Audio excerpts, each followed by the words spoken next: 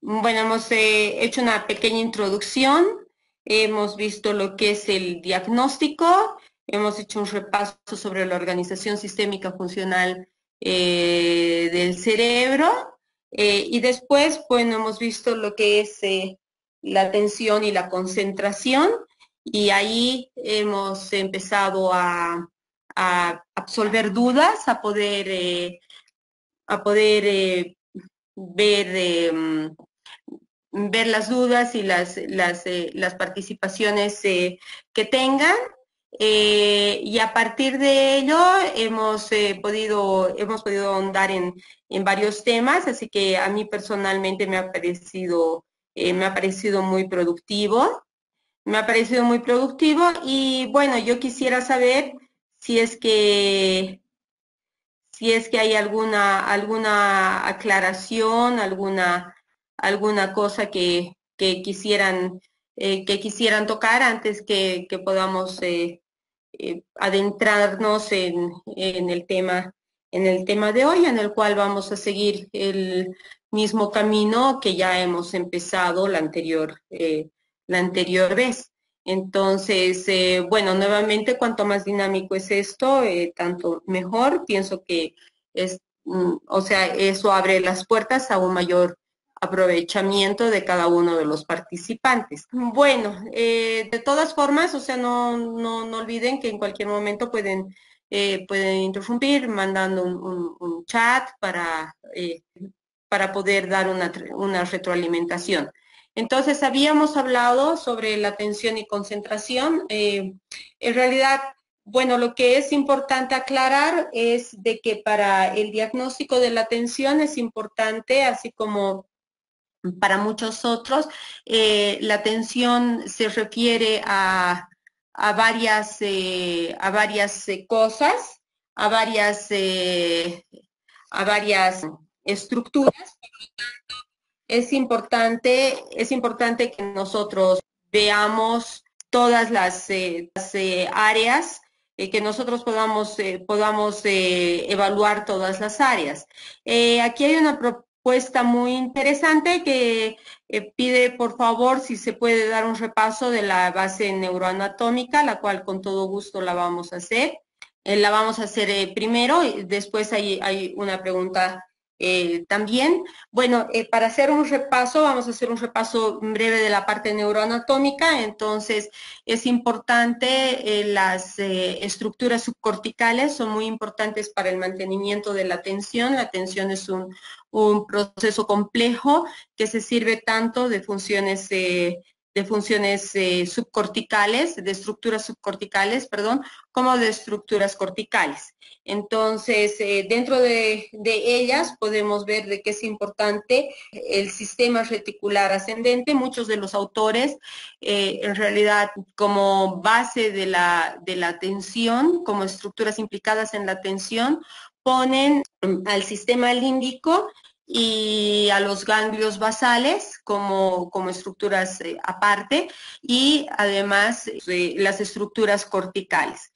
Dentro de estas, por supuesto, de que todas ellas son importantes dentro de un englobar, digamos, a todos ellos. Podemos hablar de estructuras subcorticales y estructuras corticales ligados a la atención.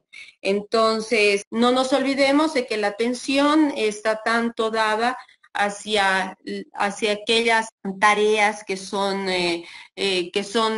visibles, que son las tareas prioritariamente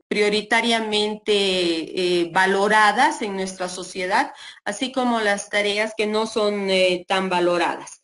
Entonces, podemos ver dentro de eso, de que dentro del sistema educativo tradicional, damos más prioridad a aquellas funciones que son del hemisferio izquierdo, más que aquellas funciones que son del hemisferio derecho, las cuales son igualmente importantes. Entonces, también podemos ver la atención dada por los órganos de la visión son muy importantes, o sea que le presto atención para que mi información en una estructura de estímulos vaya entrando también a lo que es mi sistema visual.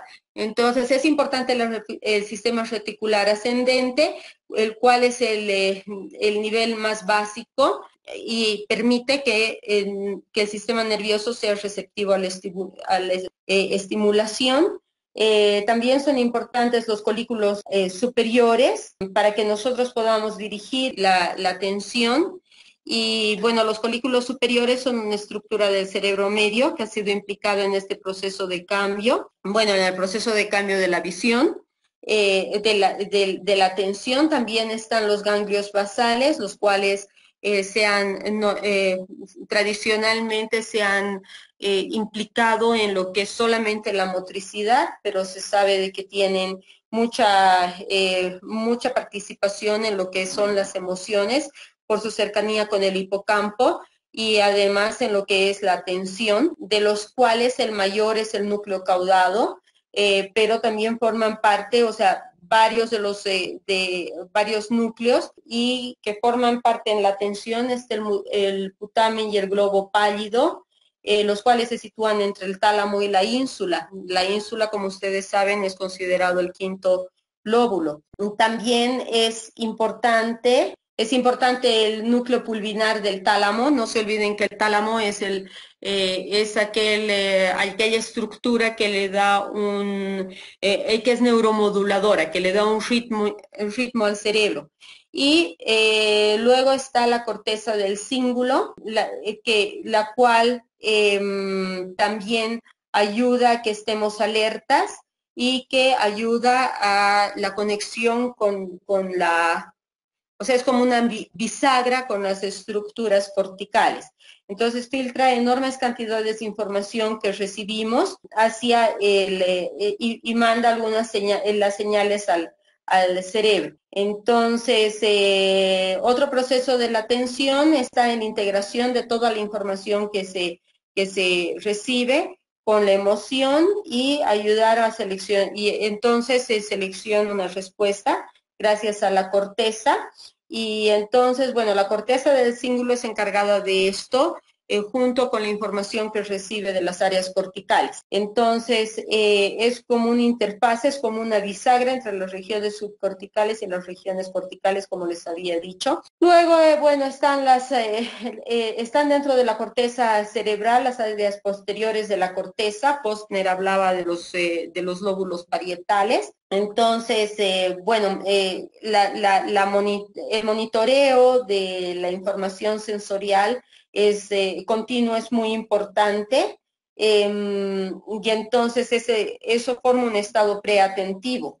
Por lo tanto, es importante, yo siempre digo de que para hacer un buen diagnóstico neuropsicológico es bueno el dominio del desarrollo humano. Entonces, por más que nosotros estemos estudiando neuropsicología o dedicándonos a la neuropsicología, para poder entender realmente cuáles son las bases, es importante el desarrollo humano, y el desarrollo humano se correlaciona con el desarrollo del cerebro, solamente de que al correlacionarse con el estudio del desarrollo humano se hace más, en mi opinión, se hace más llevadero que el estudio del desarrollo del cerebro, que es de repente más abstracto, más técnico, más frío, de repente más anatómico. Entonces, pienso de que es importante saber cuáles son las estructuras que van desarrollando, porque es así como va desarrollando el cerebro que nosotros podemos desarrollar. Entonces, desde ese punto de vista,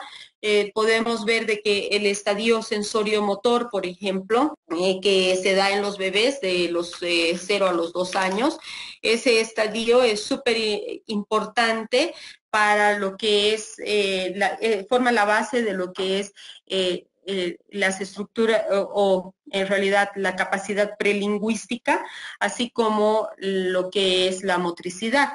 Entonces, y la atención. Entonces, es muy importante, este estadio es sumamente importante, ¿no? El jugar con el cuerpo del bebé es muy, muy importante, y aquí lo tenemos correlacionado con las áreas posteriores de la corteza. Después está, bueno, el sistema reticular descendente, el cual recibe las señales de la corteza, y el lóbulo frontal es importante para la selección de respuesta y programas motores particulares, para el reclutamiento de la atención en servicio de una meta o plan, para el control voluntario de los movimientos oculares y para la inhibición de los movimientos oculares controlados por los colículos superiores. Entonces, es importante la visión para eso. No quiere decir que las personas ciegas de nacimiento no tengan atención. Todo lo contrario, pueden tener la misma atención porque son estas mismas áreas las que se activan en las personas ciegas de nacimiento, y en realidad hay los movimientos oculares y las imágenes internas del lenguaje es lo que juega un papel muy importante en este tipo de personas. Entonces, bueno, como ustedes ya saben, como han tenido o van a tener, no estoy muy segura, el módulo de lenguaje. El lenguaje es el mediador del pensamiento, es gracias al lenguaje que organizamos toda nuestra información. Entonces, a partir de estas estructuras, Posner y Rubart en el 2007 proponen las redes neuronales de las que habíamos hablado, del sistema atencional, que son integradas por la red de alerta, la red de orientación y la red ejecutiva, ¿no? Entonces, de las cuales habíamos hablado ampliamente la anterior clase. Bueno, espero que la pregunta esté absuelta. Aquí hay otra pregunta que dice: ¿el test de Luria es aplicable como prueba efectiva para el diagnóstico de la atención? Sí, como les decía nuevamente, para el diagnóstico de la atención hay varias pruebas. Sin embargo, o sea, es importante, en realidad a nivel neuropsicológico, es importante, como la atención es un proceso complejo, es importante ver la totalidad del funcionamiento del cerebro. Entonces hay varias pruebas que se pueden administrar. Por ejemplo, hay que evaluar la memoria inmediata, la atención y concentración y la memoria de trabajo con la prueba de retención de dígitos, que por ejemplo está en la escala de memoria de Wechsler o en el neurosí de Ostrowski y Ardila. Esa es una prueba de la retención de dígitos, es una prueba muy, muy importante para lo que es el evaluamiento la evaluación, perdón, de la atención. La prueba de cancelación es importante para la heminegligencia, porque vemos, o sea, si es que la persona está obviando la parte derecha o la parte izquierda del papel o ninguna de ellas. Entonces también es importante tomarla en cuenta. Pero bueno, así como habíamos hablado, o sea, hay varias pruebas hay varias áreas, perdón, que son importantes ver.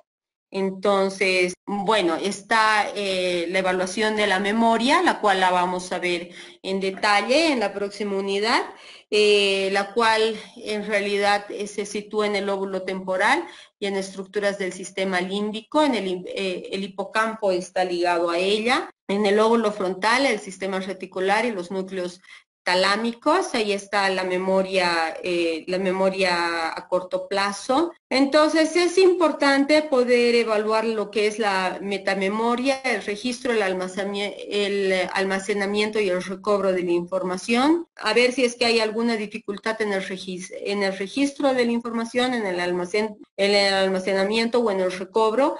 Tanto la memoria como la atención son actividades que son muy mediadas emocionalmente, y es importante poder evaluar cada una de ellas.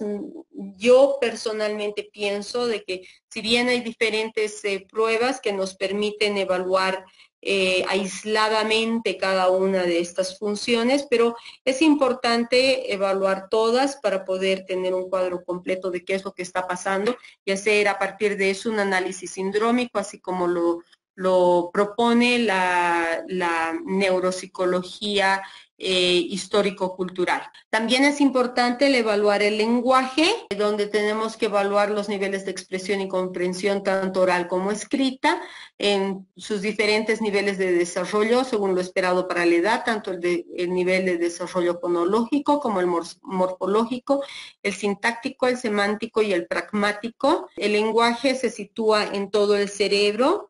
pero en realidad se sitúa también, se sitúa prioritariamente en el lóbulo frontal, el temporal y las áreas subcorticales. Bueno, entonces debemos esclarecer la disfunción o alteración cerebral, esclarecer si es que hay retardo mental, hay que hacer una correlación con el coeficiente intelectual, con el cual considero de que tenemos que tener muchos miramientos debido a que el coeficiente intelectual mide solamente las funciones que son esperables para el hemisferio izquierdo, por un lado, y por otro no existen baremos para nuestro medio. Entonces, pienso de que el coeficiente intelectual no es algo objetivo. Tenemos que ver si es que hay autismo, si hay dificultades orofonatorias y si más bien el lenguaje no es un reflejo emocional, ¿no? En realidad, el lenguaje nos permite organizar nuestro mundo, entonces, si es que no podemos organizar nuestro mundo, si no podemos conceptualizar las emociones, no podemos expresarlas, entonces por eso el lenguaje es un mediador del pensamiento. Y nuevamente les digo, o sea, creo que hay todo un módulo referido al lenguaje, lo cual me parece realmente bueno. Muy bien, después tenemos que evaluar las habilidades visoespaciales y motoras, que son las áreas occipitotemporales y occipitoparietales. Esto en realidad por el homúnculo, por la integración de la información, no nos olvidemos de que en las áreas parietales primarias está el homúnculo sensorial y las áreas occipitales, como hemos visto, o sea, tienen una gran participación en lo que es la atención. Entonces, ahí tenemos que analizar el reconocimiento de lo que se está viendo y la posición y localización de lo que se está viendo. Esos son los occipitotemporales y por eso es de que, las occipitotemporales son el reconocimiento de lo que se está viendo y la posición y localización de lo que se está viendo son las occipitoparietales. Por eso es de que un indicador de una disfunción temporal está dado por la dificultad en la copia. Entonces, las habilidades visoespaciales y motoras comprenden la habilidad construccional, las habilidades visomotoras, y ahí hay que esclarecer la frecuencia de dificultades visoespaciales, las alteraciones grafomotores, las tendencias naturales y los componentes emocionales, ¿no? Entonces, no tenemos que olvidarnos de las tendencias naturales. La actividad premórbida es muy importante. Considero o pienso de que en el módulo de diagnóstico, el cual ya han cursado o van a cursar, se ve ahí la importancia de la anamnesis, la cual en realidad, valga la redundancia, eso nos ayuda a ver cuáles son las tendencias naturales de la persona y cómo ha sido el desarrollo de su cerebro. Después están las habilidades auditivas no verbales y discriminación táctil. Esas son muy importantes porque ya nos estamos adentrando un poco más a lo que son las tareas del hemisferio derecho, que son las habilidades auditivas no verbales. Oliver Sacks tiene un libro muy interesante, bueno, tiene varios libros interesantes y en sus libros él relata diferentes historias de casos que ha tenido, entre ellos está el discurso del presidente, el cual, o sea, es un discurso monótono, es un discurso que no tiene una expresión y una entonación, lo cual no es tan importante para idiomas como el inglés, pero sí es importante para idiomas como el español, ¿no? O sea, gracias a las habilidades paraverbales, a las habilidades auditivas no verbales, o sea que son las paraverbales, están comprendidas en esas. Gracias a esas, en realidad, ustedes pueden discriminar si yo estoy haciendo una pregunta o si yo estoy haciendo énfasis en algo, discriminan el tono de voz, saben si una persona les está llamando la atención, saben si esa es una orden, saben si esa es una sugerencia, ¿no? Gracias a las habilidades auditivas no verbales. Entonces, en realidad, ahí está el dicho que dice el tono hace la música, ¿no? de verdad es de que no importa lo que digo, sino cómo lo digo, si soy capaz de decirlo adecuadamente. Entonces, ahí están las habilidades auditivas no verbales. Entonces, las habilidades auditivas no verbales son habilidades que nosotros adquirimos cuando nacemos. Entonces, eso es muy importante. El bebé reconoce la voz de la madre por el tono, no porque entiende las palabras que dice. Y la capacidad auditiva no verbal es es una capacidad prelingüística. Entonces, por eso es importante que los niños bailen, aunque sea obviamente con sus movimientos torpes, pero es el desarrollo de una capacidad prelingüística, las habilidades auditivas no verbales. Entonces, es muy importante, o sea, esta fase es muy importante, esta capacidad de todo el cerebro. Y además, las habilidades auditivas no verbales se dan en el temporal derecho. Y este pasa sus funciones al temporal izquierdo. Y en el temporal izquierdo se desarrolla el oído fonemático, nuestra capacidad de poder entender los diferentes sonidos del lenguaje, el cual se va especializando a medida que nosotros vamos, o sea, estamos inmersos en una sociedad. Cuando nosotros nacemos somos capaces de entender, digamos, o de mapear nuestro oído en todos los idiomas del mundo, pero depende de la sociedad en la que estamos inmersos para que nos especialicemos en una u otra lengua, ¿no? Entonces, es muy importante las habilidades auditivas no verbales. Entonces, el momento que evalúan, se van a dar cuenta de que generalmente los niños que tienen dificultades en el desarrollo del oído fonemático no tienen dificultades también en el desarrollo de las habilidades auditivas no verbales. Entonces, por eso es importante también el desarrollo de la capacidad de decir onomatopeyas, por ejemplo, ¿no? Entonces, todo eso es importante para los niños, o sea, las canciones infantiles son muy importantes. Entonces, para la atención es importante que discriminemos también las habilidades auditivas no verbales. ¿Por qué? Porque eso nos da pauta de cuáles son las habilidades en general de las personas y eso nos da pauta también cuál es la atención. He empezado diciéndoles ayer el diagnóstico de atención es un diagnóstico muy cuestionado porque realmente está muy ligado a las funciones ejecutivas. Una de las lecturas tiene que ver con eso, está muy ligado a las funciones ejecutivas. Entonces, nosotros además tendemos a prestar atención a ciertos estímulos más que a otros. Las personas que tienen dificultades de atención tienen dificultades de atención en ciertas áreas, pero no en otras. Entonces, esto es muy importante, o sea, el ver cómo se ha conformado ese cerebro y cómo ha sido el desarrollo de ese cerebro. Entonces, las habilidades auditivas no verbales y la discriminación táctil son muy importantes.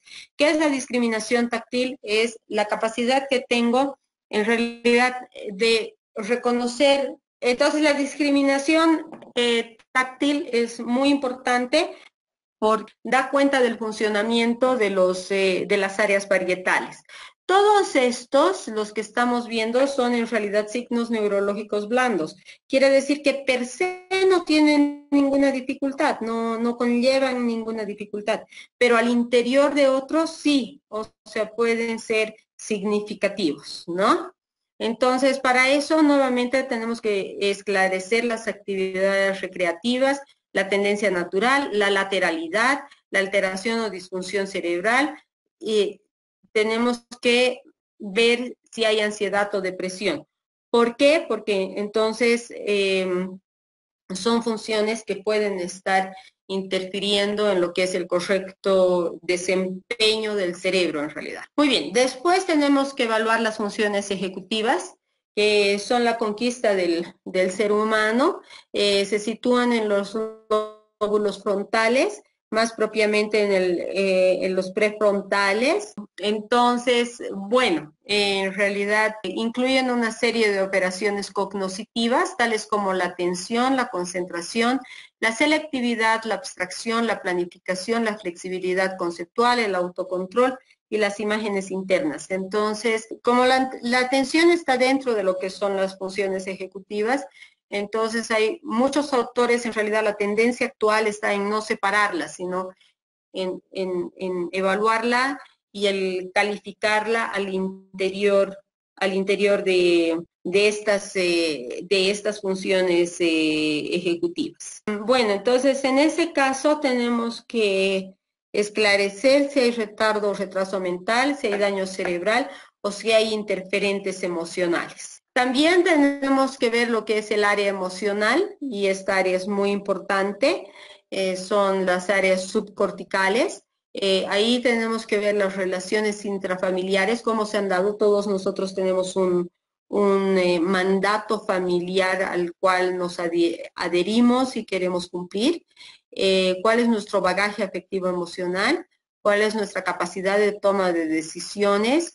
¿Cuál es nuestra inteligencia emocional, las habilidades asertivas y cuál ha sido nuestra personalidad premórbida? Y ahí tenemos que esclarecer si hay o no un compromiso frontal y subcortical. ¿Por qué? Porque es muy importante en realidad cómo nosotros concebimos nuestro cerebro reptiliano, nuestras estructuras, o sea que son nuestras estructuras subcorticales, ¿no es cierto? Cómo nosotros lo percibimos, cómo nosotros lo manejamos en realidad, cómo nosotros nos dejamos dominar por eso. Se ha establecido claramente en realidad o está en proceso de investigación el hecho de que el cerebro subcortical, el cerebro reptiliano, en realidad tiende a querer dominar.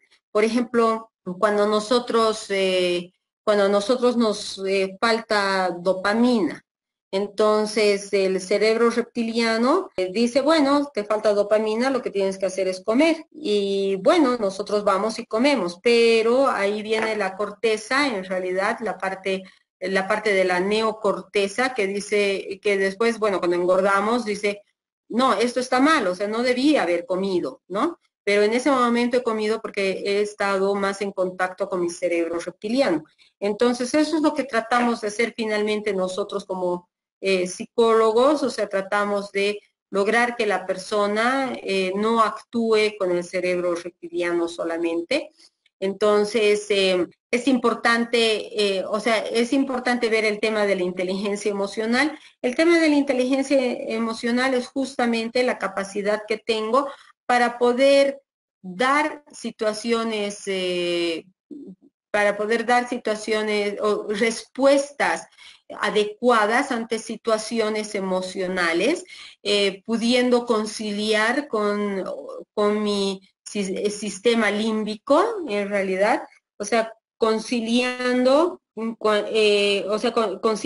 eso, intentando en realidad buscar las mejores opciones y no solamente aquellas que son impulsivas, ¿no? Entonces, eso es lo que nosotros buscamos. Entonces, en general, esta exploración del área emocional es muy importante. Como les había dicho el martes, acabo de llegar de un congreso latinoamericano de neuropsicología, donde se ha hablado del área emocional y justamente se ha hablado sobre que no existen todavía pruebas estandarizadas, todavía no a nivel neuropsicológico, ¿no? No existe todavía tanta concientización a nivel neuropsicológico sobre la importancia de estas, ¿no? Lo mismo, o sea, cómo afectan las relaciones intrafamiliares al mantenimiento de la atención y en general a nuestro funcionamiento cognitivo, ¿no? Entonces eso es importante evaluar, eso es importante ver. Entonces, bueno, dentro, en realidad, en lo que es las funciones neuropsicológicas, el NeuroSí es una muy buena prueba de screening neuropsicológico, es una prueba que realmente mide varias áreas. Sin embargo, bueno, el NeuroSí no mide coeficiente intelectual, el NeuroSí mide, o sea, las ¿cómo se llaman? Las funciones que deberíamos o no deberíamos hacer o tener ganadas según la edad. Bueno, entonces, en realidad esta es una foto de lo que es el cerebro. Tenemos por aquí, aquí tenemos una vista de la corteza dorsolateral, donde, bueno, o sea, estas son las áreas de Brodmann implicadas, el área 45, el área 9, el área 8, la 46, la 10 y la 9 específicamente. Entonces, bueno, el área dorsolateral se ocupa más que nada de lo que es la tensión sostenida. También tenemos la corteza dorsolateral, estas son tres visiones en realidad de esta, del frontal, o sea, de la misma área. Dice Mariluz Limachi Alcón pregunta si aún no existen pruebas neuropsicológicas que evalúen el área emocional, ¿cuáles debieran ser los primeros pasos para la elaboración de las mismas? Bueno, en realidad los primeros pasos están dados por las pruebas psicológicas. Sin embargo, también existen dentro de las pruebas psicológicas o dentro de las pruebas, perdón, neuropsicológicas nuevas. Por ejemplo, hay una prueba de evaluación de Quintanar y Solovieva recién que evalúa el área, la esfera afectivo-emocional. Entonces, lo que pasa es de que ahora las neurociencias se están ocupando mucho del área emocional y bueno, eso nos tiene que dar una pauta hasta que salgan las primeras pruebas emocionales, las cuales en realidad tienen que ir acordes con el desarrollo del cerebro y las áreas cerebrales implicadas, ¿no? Sin embargo, como les digo nuevamente, en realidad podemos saber de que hay ciertos pasos, sabemos de que la ínsula, o sea, la ínsula, por ejemplo, tiene que ver con lo que es la regulación de la ansiedad, por ejemplo, y tiene que ver también con lo que es nuestra organización vestibular. Sabemos de que el hipocampo nos ayuda a ver el contexto social. La amígdala junto con la amígdala junto con el hipocampo, o sea, ayuda a ver el color más o menos de las emociones, ¿no? O sea, le da el color a las emociones. El complejo amigdaloideo es el responsable de las fobias. Entonces, bueno, sabemos de que hay ciertas estructuras que están implicadas, ¿no? Entonces, hay un neurocientista muy famoso, Richard Davidson, que me parece que ayer, que el martes he hablado de él, el cual está haciendo tomografía o resonancias magnéticas funcionales a lamas para ver el cambio en su cerebro en las diferentes áreas en las que él trabaja. Entonces, o que se van encendiendo, digamos, a partir de las emociones. Entonces, todo eso es importante tomar en cuenta. Bueno, entonces respecto al lóbulo frontal específicamente, está la corteza dorsolateral, que está aquí, como les decía, que es la responsable de lo que es la atención en realidad sostenida, ¿no? O sea, cada vez que nosotros tenemos la capacidad de la atención sostenida, tiene que ver con eso, ¿no? Después está la corteza frontomedial y la corteza frontomedial, en realidad, en la corteza frontomedial, la cual se localiza en las caras mediales de ambos lóbulos frontales, se llama, incluye áreas que están relacionadas al córtex premotor, prefrontal y límbico. Entonces, como les decía anteriormente, es como una bisagra entre el sistema límbico y las áreas corticales. soporta procesos como la inhibición, la detección y solución de conflictos, al igual que la regulación y el esfuerzo atencional. También participa en la regulación de la agresión y de los estados motivacionales. Por último, está la corteza órbito-frontal, que está situada en la cara basal anterior de cada lóbulo frontal, en la zona situada por encima de las órbitas oculares, y recibe aferencias del sistema límbico y olfatorio, de la amígdala, del polo temporal, de la corteza entorrinal, del nervio olfatorio, de las áreas inferotemporales, de las vías visuales ventrales, y tiene referencias a musculatura autonómica y sistema endocrino, tanto el sistema colinérgico basal anterior como el caudado y el sistema autonómico. Participa en la regulación de las emociones y en las conductas afectivas y sociales, así como en la toma de decisiones basadas en estados afectivos. Esta es una investigación hecha por Damasio. Ustedes saben que Damasio tiene un libro, que es un neurólogo muy famoso, muy conocido, y tiene un libro que se llama El error de Descartes, ¿no? Entonces, está involucrada también esta corteza en el procesamiento de información relacionada con la recompensa, permitiendo la detección de cambios en las condiciones de reforzamiento, y esta detección es necesaria para realizar los ajustes y o cambios de conducta durante el desarrollo de una acción. Uno de los aportes fundamentales de la toma de decisiones ocurre cuando se presentan situaciones inespecíficas o impredecibles, donde la corteza orbitofrontal participa marcando o señalando el valor o la relevancia de la conducta de cada una de las respuestas disponibles para la situación dada. También se ha reportado que un daño en esta parte de la corteza prefrontal, específicamente en la corteza orbitofrontal, produce un síndrome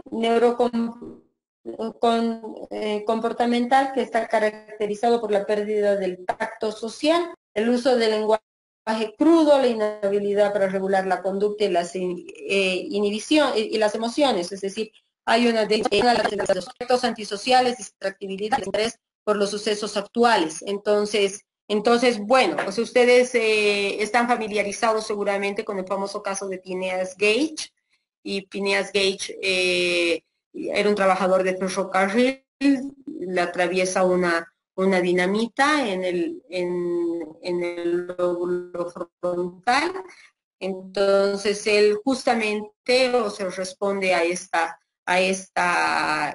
entonces el daño en la corteza prefrontal orbitofrontal hace que haya un uso del lenguaje crudo, una inhabilidad para la regulación de la conducta y emociones, la habilidad emocional, inestabilidad, actos antisociales y distractibilidad.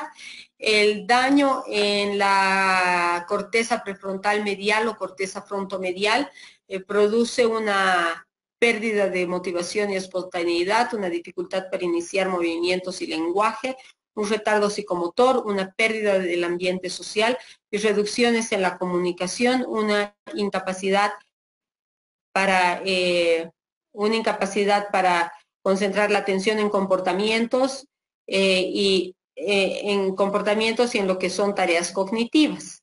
Y un daño en la corteza dorsolateral da como resultado defectos en el control, regulación e integración de actividades cognitivas, una incapacidad de organizar una respuesta comportamental ante la presencia de estímulos nuevos o complejos, y una incapacidad de alternar las conductas, utilizar estrategias inapropiadas y organizar la información para adaptarse a los cambios ambientales. Entonces, bueno, dentro de los hallazgos imagenológicos podemos ver de que una tomografía emisión de positrones o la tomografía computarizada emisión de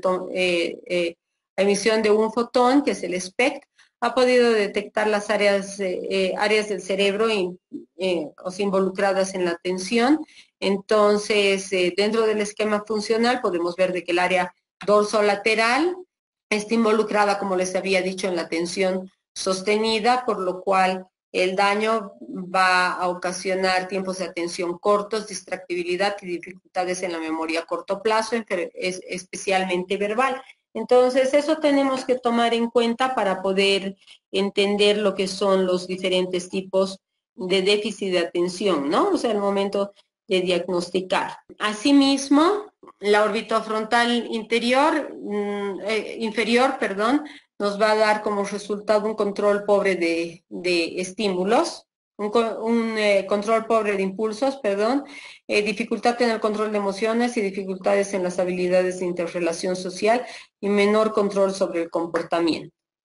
Entonces, dentro de lo que son las estructuras cerebrales implicadas en la atención, está la corteza prefrontal, el lóbulo parietal inferior, como les había dicho, hipocampo, la amígdala, el cuerpo estriado, el cíngulo anterior, el tectum, la formación reticular y la mesopontina, ¿no? Entonces, estas están relacionadas con lo que es la ejecución, esta es con lo que es la atención sostenida, las blancas con lo que es la codificación de la información y las que tienen las líneas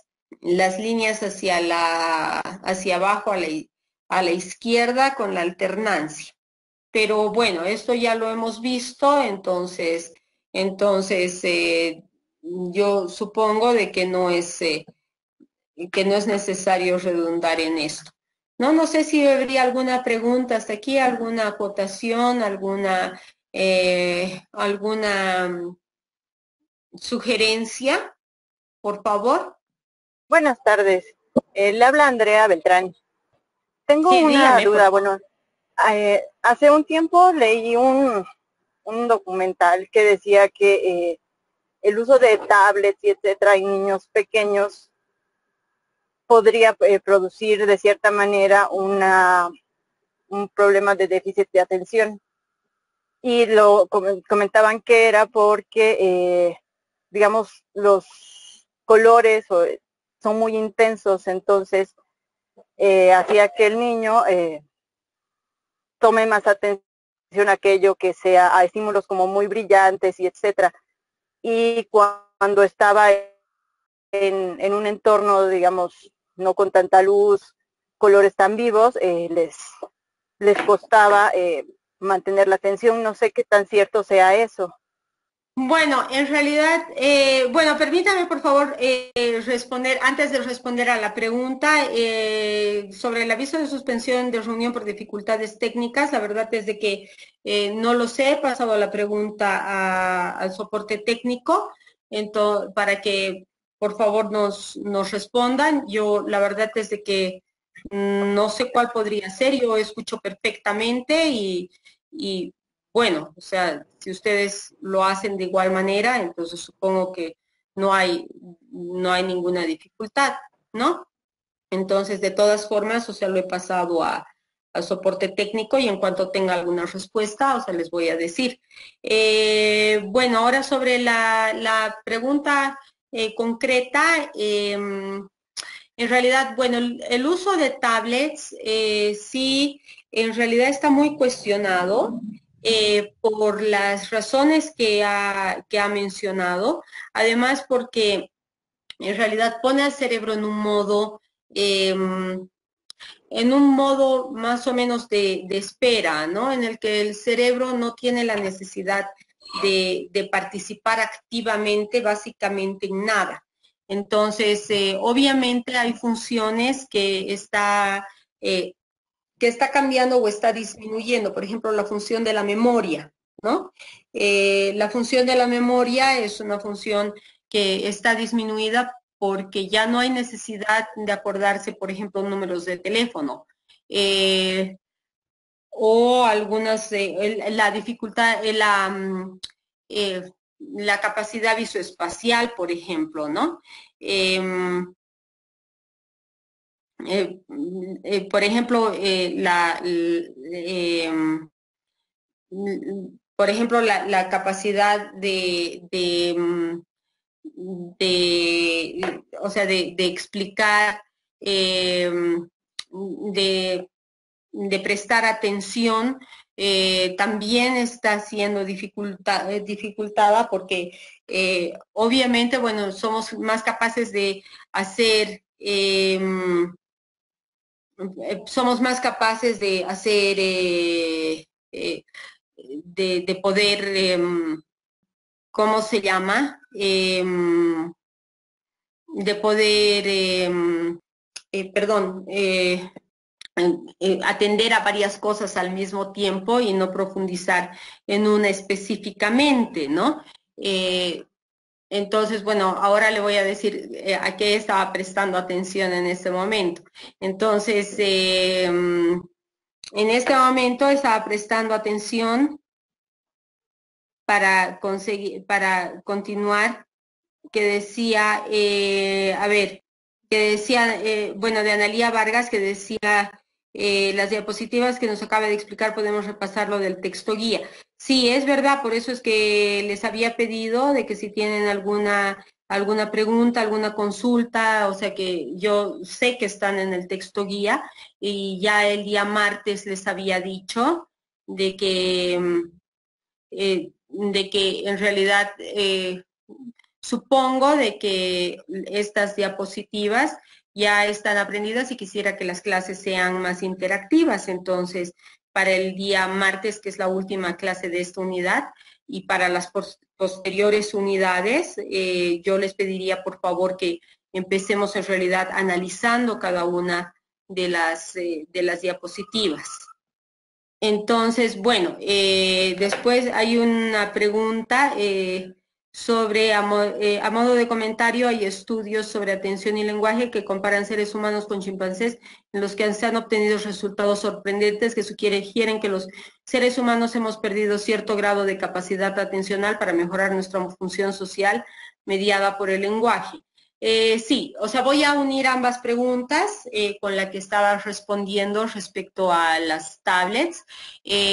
También se ha hablado o se habla sobre las microondas de los celulares y de las tablets que afectan al sistema nervioso, el funcionamiento del sistema nervioso. Y bueno, si es que nosotros hacemos un electroencefalograma alguien que estaba jugando con tablet y ahora le hacemos inmediatamente después un electroencefalograma, lo más probable es de que va a salir deficitario o anormal en cierto momento, ¿no? Por eso es de que en realidad el diagnóstico de déficit de atención es un sobrediagnóstico en realidad. Entonces, vamos a encontrar eso. Por otro lado, es verdad de que en realidad el grado de hiperenfocamiento es mucho mayor con las tablets del que había antes. Y nuestra capacidad en realidad para poder organizarnos visualmente también.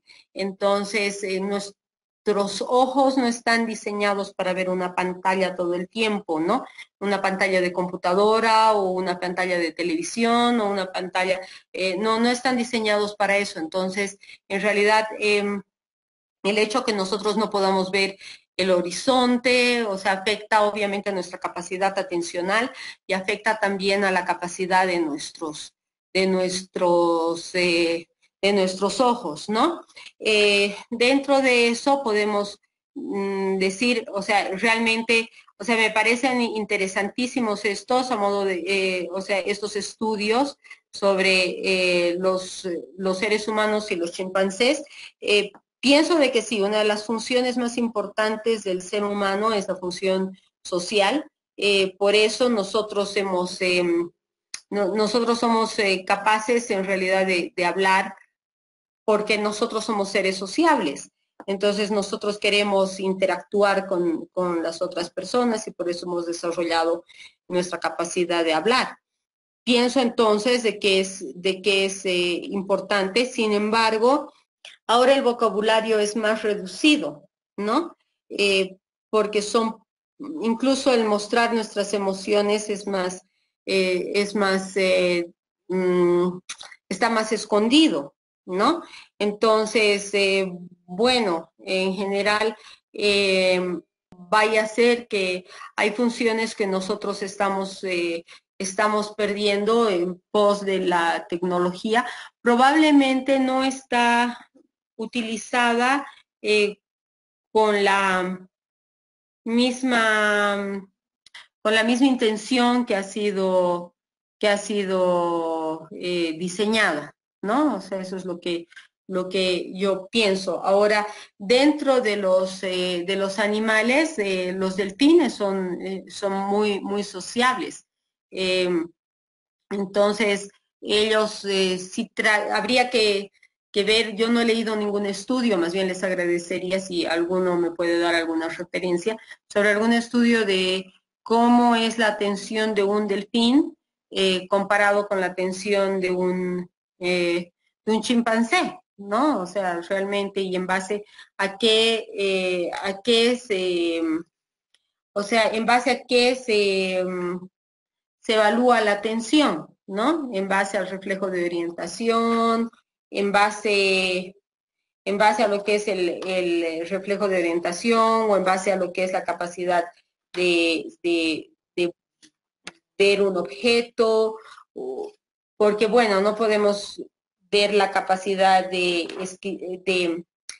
describir un objeto, ¿no? O la capacidad de resolución de problemas, en base a la capacidad de resolución de problemas, en realidad. Entonces, ¿cómo evaluamos la atención en realidad? De una manera cuantificable, ¿no? O sea, me parece que eso es importante también tomar en cuenta al momento de leer algún estudio. ¿Hay alguna otra participación, alguna otra sugerencia? Como bien decía Analía, o sea, en realidad las diapositivas están en el material de apoyo. ¿Hay alguna, o sea, hay alguna otra sugerencia o podemos, por favor, ir profundizando las diapositivas?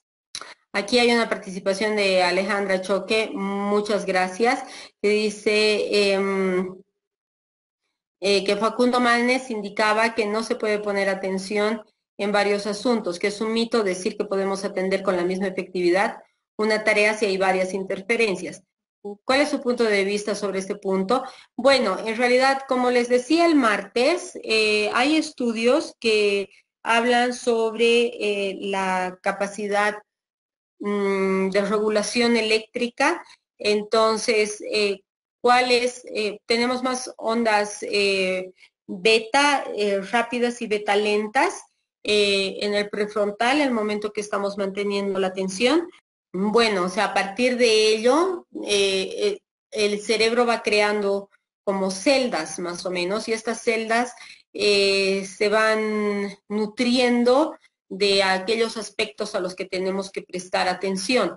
Entonces, si es que tenemos que prestar atención, por ejemplo, al camino, entonces tenemos que llenar la mayor cantidad de celdas, supongamos que estamos manejando, entonces tenemos que llenar la mayor cantidad de celdas con eso, porque eso implica muchas cosas, ¿no? Implica nuestra ubicación espacial, nuestra percepción del auto, de cuándo tenemos que hacer los cambios, de cómo debemos mover el volante, del camino. Entonces, bueno, según estos autores, o sea, neurofisiológicamente hablando, yo estoy de acuerdo con Facundo Manes en el punto de vista de que no podemos hacer dos cosas al mismo tiempo, dos tareas que consideramos dos tareas complejas, ¿no?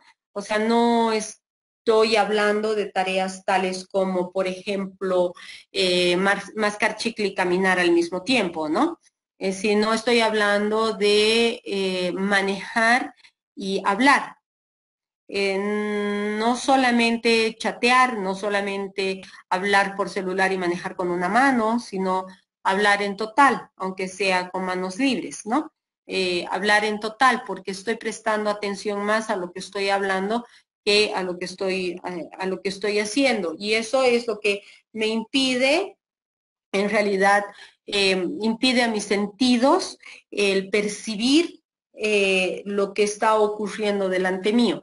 Por eso hay gente que se choca, por ejemplo, con una vaca, o con un venado, ¿no? O sea, que son animales grandes, porque su atención no está dada a eso. Entonces uno dice, no lo vi, estaba ahí, pero no lo vi, no me di cuenta, ¿no? Y estaba prestando atención y no estaba borracho y no estaba manejando solo, pero no lo vi, ¿no? Entonces, afecta a la capacidad de percepción de nuestros diferentes sentidos. Ese es mi punto de vista. No sé qué es lo que opina, por favor, Alejandra, o sea, de cómo, o perdón, Analía, de cómo podemos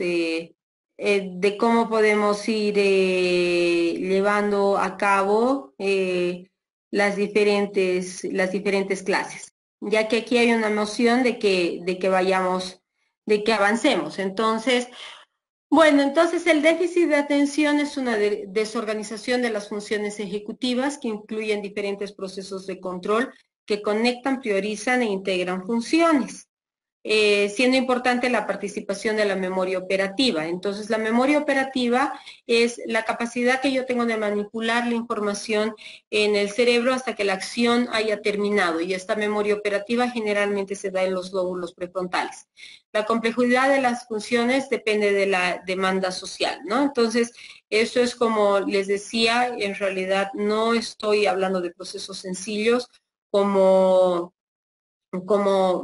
a caminar y mascar chicle al mismo tiempo, ¿no? Sino de procesos más complejos que requieren nuestra atención. Pineda y colaboradores realizaron un estudio en el que aislaron el factor organizador flexible de la información conceptual o abstracción de otros factores, tales como la organización perceptual, la temporoespacial, la atención sostenida, dividida y planificación, concluyendo que solo el primero era deficitario en niños con déficit de atención con hiperactividad y los siguientes eran similares a los resultados de niños normales. Entonces, bueno, esta es una prueba más de que el déficit de atención es un conjunto de síntomas que en realidad se da al interior de lo que son las funciones ejecutivas, ¿no es cierto? O sea, porque, bueno, o sea, la flexibilidad de la información está evaluada también, entre otros, por el Wisconsin, que creo que habíamos hablado también, que es una prueba para evaluar la flexibilidad justamente de la información del pensamiento, especialmente en adultos. Por su parte, Quintanar sugiere que las causas que subyacen al déficit de atención en niños preescolares están ligadas a las dificultades en la función reguladora del lenguaje. Entonces, el lenguaje tiene una función muy importante y por eso no puede diagnosticarse una dificultad de atención antes de los 4 años y después de los 7, ya que a los 4 años el lenguaje ya debería estar internalizado y debería ser comprensible para un adulto extraño, donde el lenguaje del adulto no llega a regular la actividad del niño y asimismo el lenguaje no cumple su función mediatizadora de los procesos intelectuales del niño, por lo que la terapia debe estar dirigida a rehabilitar estas funciones. Eso lo que quiere decir es de que en realidad el lenguaje del adulto no regula la conducta del niño, porque por ejemplo, si al niño le decimos no metas las manos al enchufe, o sea, el niño necesita todo el tiempo que estemos ahí para decirle no metas las manos al enchufe, ¿no? Y son los niños que, aunque les digas que no metan las manos al enchufe, meten las manos al enchufe, ¿no? Entonces, y tampoco el lenguaje cumple la función, o sea, tampoco el lenguaje está internalizado y no ayuda a que el niño regule su conducta. Por eso es de que si el adulto no está presente, el niño no es capaz de hacerlo por sí mismo, ¿no? O sea, de decir, mejor no meto las manos al enchufe porque eso me puede hacer daño. Por su parte, Benesra y Douglas Y Siegel y Ryan sugieren que el déficit en tareas verbales, especialmente en la organización de la memoria verbal y competencia semántica y fonológica, es más bien un criterio que separa a los niños con déficit de atención de niños con otro tipo de dificultades de aprendizaje, aunque estas dos entidades generalmente vienen juntas, ¿no?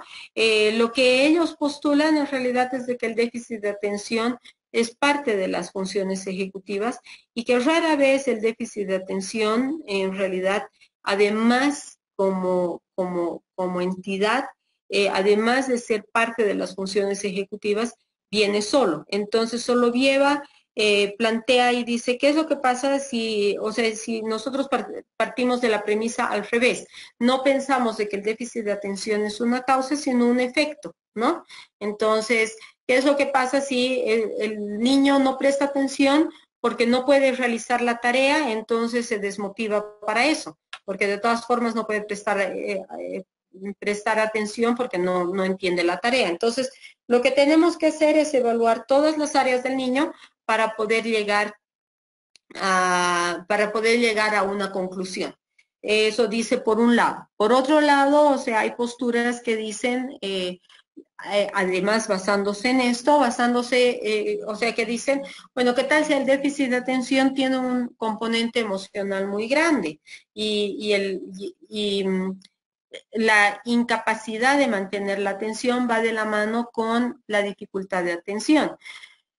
Y bueno, eso ocurre en la mayoría de los casos, ¿no? Pónganse a pensar en si a ustedes les dirían, no hagas, estate quieto o quieta, presta atención, ¿no? O sea, esto realmente afecta emocionalmente, ¿no? Cuando no afecta emocionalmente, entonces es cuando realmente tenemos más problemas, como ser dificultades antisociales, o sea, nos vamos refugiando, por ejemplo, en el ensimismamiento. Entonces, hay posturas que dicen que las cárceles están llenas de personas que tienen dificultades de atención que no han sido tratadas en su momento. Entonces, que derivan en otras dificultades tales como trastornos oposicionistas, trastornos antisociales, eh, o sea, en todas estas cosas. Entonces, la propuesta de Solovieva es muy interesante cuando dice, ¿qué es lo que pasa si más bien, o sea, nos está reflejando dificultad en otras áreas, ¿no? Entonces, es lógico, a ver, pónganse a pensar si es que, por ejemplo, nos ponen ahora una conferencia en chino, no sé si alguien sabe chino, pero bueno, yo personalmente no. Entonces, si a mí me ponen una conferencia en chino, que puede ser muy interesante, pero yo no sé chino, entonces voy a perder el interés y voy a dejar de prestar atención, ¿no? Entonces, no por eso voy a ser diagnosticada con un problema de atención. Entonces, ¿qué es lo que pasa si es que más bien mi dificultad de atención está reflejando una incapacidad mía para realizar una tarea dada, ¿no? Entonces, esta postulación es muy, muy interesante y es una postulación realmente que da mucho, mucho para pensar, ¿no? Entonces, y que tiene que ver con estas que les estoy mencionando ahora. Entonces, en el diagnóstico se debe tomar en cuenta la atención tanto a tareas verbales como no verbales y tareas de ejecución continua, ¿no? Les hablaba del TOBA el día martes, que es un test de ejecución continua. El diagnóstico del déficit de atención, como les había dicho, debe ser integral. Es necesario analizar las diferentes teorías sobre el diagnóstico del déficit de atención a la luz de una visión integral y sistémica, porque, bueno, como les digo, o sea, realmente qué tal si es una consecuencia, digamos, ¿no? Entonces, es importante y qué pasa si es que nos está hablando en realidad de una debilidad o una dificultad, tal cual como una de las preguntas que estábamos absolviendo acerca de lo que es la visión, ¿no? Por ejemplo.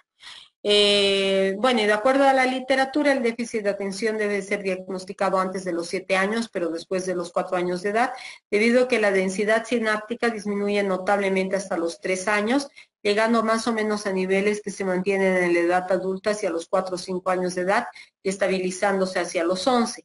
Debe tomarse en cuenta que la única excepción a esa regla son precisamente las áreas frontales, cuyo desarrollo puede verse aún hasta en la edad adulta, ¿no? Entonces hay dos áreas, dos épocas en las que el cerebro tiene mayor crecimiento, que es en la infancia y hasta los 3 años, y en la adolescencia, donde el cerebro realmente se reorganiza, ¿no? O se organiza y hay mayor, mayor conexión neuronal, ¿no? Entonces, por eso es que por eso es que para el adolescente es difícil mantener la atención, la conducta es errática, se aburre fácilmente, ¿no? O sea, porque realmente está organizando sus conexiones dendríticas. Entonces, por eso es de que es una edad sumamente importante que da cuenta de lo que va a pasar más adelante, ¿no? Este criterio de que el déficit de atención puede ser diagnosticado después de los 7 años, perdón, antes de los 7 años, pero después de los 4 años de edad, no solamente está dado por la densidad sináptica, sino por la adquisición del lenguaje tal cual como habíamos hablado, ¿no? Muy bien, entonces desde este punto de vista, el diagnóstico del déficit de atención debe tomar en cuenta el desarrollo ontogenético del cerebro a la hora de la evaluación, o sea, cómo ha sido conformando el cerebro. Por ejemplo, deben tomarse en cuenta alineamientos generales de desarrollo, ya sea basado en hitos neuroanatómicos o en su correlato funcional, para lo cual debe utilizarse pruebas estandarizadas. Y estas pruebas están basadas más que nada en el desarrollo humano, como les decía. Si tomamos en cuenta a niños en edad preescolar, es muy probable que no podamos todavía inducir criterios diagnósticos neuroanatómicos debido a que la corteza prefrontal está recién en formación y en esa edad el niño está empezando a adquirir e interiorizar el lenguaje, por lo que lo más probable es que el mecanismo subyacente vaya a ser la dificultad en la autorregulación de la conducta a través del lenguaje. Entonces, es importante el ir viendo cómo el lenguaje se está formando en este niño, ¿no? Y este es un desafío realmente, especialmente en nuestros tiempos, porque, bueno, el lenguaje es muy reducido, ¿no? No nos olvidemos, el español, por ejemplo, es un lenguaje muy rico, es un lenguaje que tiene varias palabras, eh, y es un idioma, o sea, es un idioma que tiene varias palabras, es un idioma que se utilizan, que tiene varias formas de llegar a lo mismo, no es un idioma que realmente es concreto, ¿no? A diferencia de otros. Sin embargo, como todo es una traducción y todo es cuanto más cortos los mensajes mejor y cuanto menos palabras utilizamos mejor y cuanto más las abreviamos, cuanto más utilizamos que, KE en vez de QUE, por ejemplo, tanto mejor porque digitamos menos. Entonces, esta autorregulación de la conducta a través del lenguaje es cada vez más pobre, ¿no? La capacidad de autorregulación de la conducta es menor. Antes de continuar, quisiera responder esta pregunta, que es de Susi Jimena Mendoza Álvarez, que dice, ¿qué sucede con aquellos niños que en primaria presentan problemas de atención por la incapacidad de expresar un lenguaje apropiado para su edad? Bueno, justamente estos niños, más que un problema de atención, tienen un problema de lenguaje.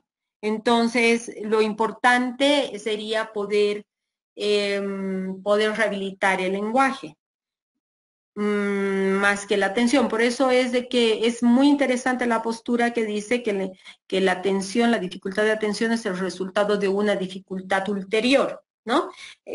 Porque en realidad el lenguaje nos ayuda a organizar nuestro mundo, a expresar nuestras emociones. Entonces, ahora, ¿cuáles son los parámetros del lenguaje que son apropiados para una edad dada? Eso es un concepto que tiene que ser revisado ahora, yo creo, por el tema de justamente del que hablábamos, ¿no? O sea, de que el lenguaje es corto, en realidad, la capacidad que tenemos para expresarnos o la posibilidad es corta y eso en realidad yo creo de que, bueno, o sea, estando ustedes en una maestría, por supuesto, son personas, estoy hablando con personas que tienen más de 10 o 12 años, por supuesto, porque ese es el tiempo que hay, realmente que el Internet es tan común, ¿no? Que es tan común en los celulares, que es tan, o sea, que es tan común tener Internet, tener Wi-Fi, entonces, ese es el tiempo más o menos, o sea, antes no era tan común, o sea, no había WhatsApp, o sea, en realidad la dinámica social era diferente. Entonces, yo creo que el lenguaje nos ayuda a expresar las emociones y nos ayuda también al contacto social. Si bien, o sea, nos ayuda, o sea, hay estas dificultades sociales, en realidad la sociedad se está reinventando, ¿no? Probablemente con un choque generacional muy grande en el sentido, o un choque conceptual muy grande, porque la tecnología está avanzando muy rápido, ¿no? Quizá más rápido de lo que nosotros estamos conceptualizando la situación. Entonces, bueno, o sea, esta incapacidad de expresar el lenguaje que menciona probablemente es algo a lo que nos tenemos que abocar, no desde un punto de vista meramente de alteración o de daño o de dificultad, porque no estamos hablando de una disartria, no estamos hablando de una dislalia, no estamos hablando de una disfasia. Estamos hablando de una dificultad para expresar el lenguaje apropiadamente para nuestra edad, cuando no tenemos los parámetros apropiados para cada edad y cuando en realidad no tenemos tampoco, o sea, es decir, el esquema para enfrentar estas cosas.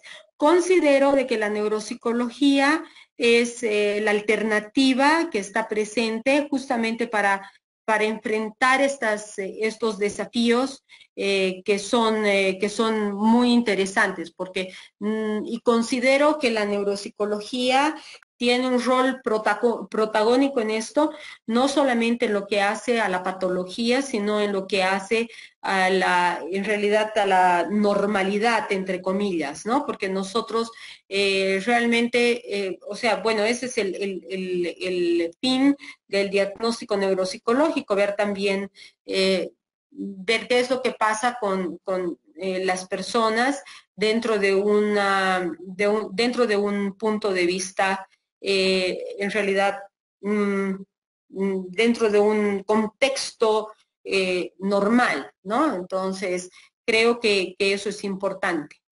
No sé qué opinan ustedes, si hay algún otro comentario o qué es lo que opinan de lo que acabo de decir o si es satisfactoria la respuesta. Entonces, vamos a ver una diapositiva más. En la edad escolar, el problema de atención puede deberse ya sea a dificultades en las funciones ejecutivas, lo cual hace que el paciente difícilmente pueda concentrarse en una tarea que para él es sumamente difícil o incomprensible, o puede que la dificultad de atención sea el producto de factores emocionales y de ansiedad relativos o no a otras dificultades de aprendizaje. Y el diseño de la terapia neuropsicológica debe estar dirigido a estimular primero otros factores más allá de la atención. por ejemplo, dificultades visoespaciales, de lenguaje, factores emocionales y otros, antes de intervenir directamente en la misma para poder decantar estos factores y realizar una terapia exitosa. Entonces, esto va más o menos reforzando aquello que de lo que hablaba anteriormente. El diagnóstico de déficit de atención debe ser un diagnóstico integral. Entonces debemos ver cuáles son las fortalezas y las debilidades de la persona, y así podemos ver dentro de las debilidades qué es lo que pasa si soluciono uno u otro problema que el niño en este caso presenta, y qué es lo que pasa con la atención. Nuevamente, o sea, partiendo del punto de vista que probablemente sea el resultado de y no el origen de la dificultad, ¿no? Entonces, no sé qué opinan al respecto, si hay alguna pregunta, si hay alguna o algún comentario o alguna opinión al respecto. Bueno, si es que no hay ninguna opinión al respecto, entonces creo que hemos podido avanzar un material muy importante hoy día. Considero que personalmente, pero esto ya depende de cada uno de ustedes, considero personalmente que en realidad hay algunas diapositivas que son solamente en realidad son explicativas por sí mismas, pero la mayoría de ellas son diapositivas que bueno, o sea, las profundizamos, y si es que ven necesario, por favor, o si tienen algunas dudas o comentarios sobre estas y las siguientes, por favor háganmelo saber el día martes, porque el martes es la última clase sobre esta unidad, y ya después entramos a lo que es, el día jueves entramos a lo que es la memoria. Entonces, con eso habríamos terminado la clase de hoy. Muchísimas gracias por su atención. Buenas noches.